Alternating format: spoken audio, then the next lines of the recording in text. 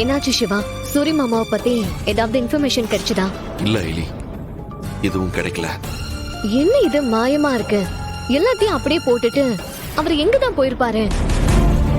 இப்போதைக்கு நம்ம கிட்ட இருக்கிற ஒரே ஒரு ஸ்ட்ராங்கான ஆதாரம் அவரு மட்டும்தான்.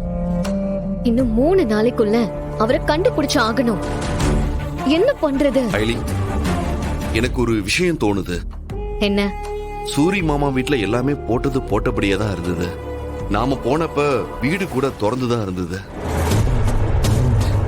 சோ கண்டிப்பா அவரை யாரும் கடத்திட்டு தான் போயிருக்காங்க. இது பிக்ஸ். சரி, அப்படியே இருந்திருந்தா யார் அவரை கடத்திருப்பாங்க? ஏன் அப்படி பண்ணணும்? வேற எதுக்காக அவரை கடத்திட்டு போயிருக்கணும்?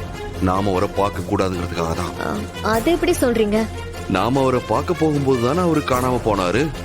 அதுவும் வீட்டை கூட பூட்டாம அவசரமா கடத்திட்டு போயிருக்காங்க. அப்போ கண்டிப்பா நாம அவரை பார்க்க வரோங்கிற விஷயம் தெரிஞ்சுதான் அவரை கடத்திட்டு போயிருக்காங்க. சரி, யார் இதை பண்ணிருப்பாங்க? நம்ம சூரி மாமாவை பார்த்தா பாதிப்பு யாருக்கோ அவங்க தான் இதை பண்ணிருக்கணும். நீங்க யார சொல்றீங்க?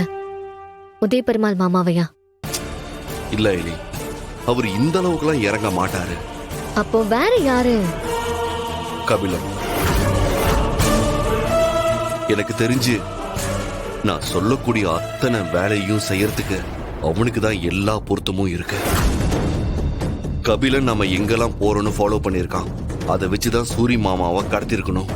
ஐயோ, கபிலன் தான் அவரை கடத்திருக்கானா? உங்களையே கொல்ல பார்த்தவன் இந்நேரம் அவரை என்ன பண்ணிருப்பானோ? இல்ல இல்ல, அவ இன்னும் அவரை கொண்டிருக்க சான்ஸே இல்ல. அதை எப்படி சொல்றீங்க?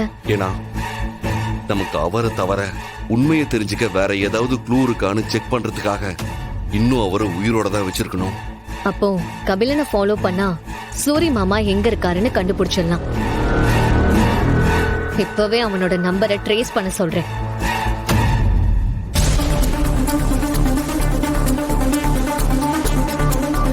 ஹலோ, கபிலனோட நம்பரை உடனே ட்ரேஸ் பண்ணுங்க. அவன் நம்பர்ல இருந்து எங்க கால் போகுது எல்லா இன்ஃபர்மேஷனும் எனக்கு வேணும்.